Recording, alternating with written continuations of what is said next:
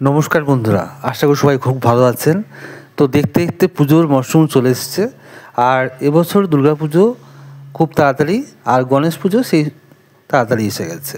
তো গণেশ মূর্তি মেকিং, গণেশ মূর্তি তৈরি হচ্ছে সমস্ত জায়গায়, বৃষ্টি হচ্ছে মাঝে মাঝে, এই জন্য সমস্ত মূর্তি সব জায়গায় ঢাকাই আছে।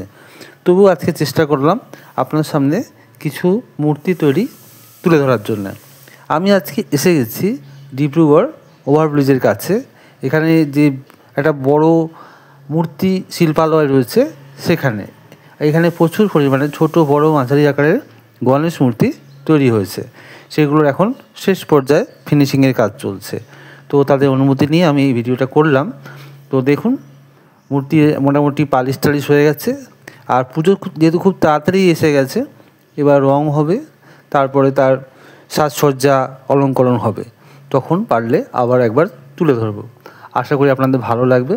2025 ডিব্রুগড়ের এই গণেশ মূর্তিগুলো কেমন হয়েছে আপনারা অবশ্যই কমেন্ট করে জানাবেন। এক একটা মূর্তি দেখলাম প্রায় 12-14 ফুটও আছে, ঠিক আছে। আর ম্যাক্সিমাম মূর্তি এরকম 6-7 ফুটের মূর্তি প্রচুর পরিমাণে আছে, ছোট মূর্তিও অনেক আছে। তো যেটুকু সম্ভব কাজের ফাঁকে একটু ভিডিও তুলে ধরলাম। অনেকেই অনুরোধ করছিলেন যে মূর্তির ভিডিও আনার জন্যে। অবশ্যই আনবো। আমি দুর্গা মূর্তির ভিডিও পরবর্তী পর্যায়ে নিয়ে আসব। তো গণেশ মূর্তি দিয়ে শুরু করলাম, ওম গণেশায় নমঃ। তো দেখুন কত সুন্দর এই মূর্তিগুলো তৈরি হয়েছে, বিভিন্ন রকমের পোজে, বিভিন্ন রকমের অঙ্গভঙ্গিতে। কোনো জায়গায় শিবের মূর্তিতে, কোনো রুদ্র মূর্তিতে, কোনো জায়গায় একদম গতানুগতিক পরম্পরাগতভাবে মূর্তি সাজসজ্জা তৈরি হচ্ছে। আর এই মাটির মূর্তিগুলো যখন তৈরি হয়, প্রথমে বাঁশের কাঠামো করে বিচুলি দিয়ে খড় দিয়ে, তখন একরকম থাকে। মূর্তি তৈরি হয়ে যখন পুজোর জায়গায় নিয়ে যাওয়া হয়, তখন তার রূপটা বদলে যায়।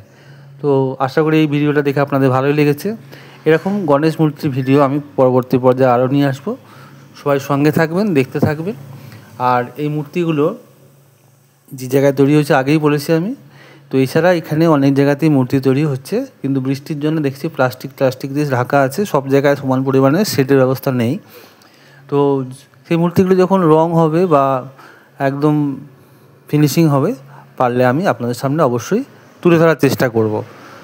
তো বন্ধুরা সবাই ভালো থাকুন, আর দুর্গা পুজোর আগাম শুভেচ্ছা রইল। আর গণেশ পুজোয় সবাই ঘুরুন আর অনেক ভালো থাকুন। ধন্যবাদ, অপেক্ষা করুন।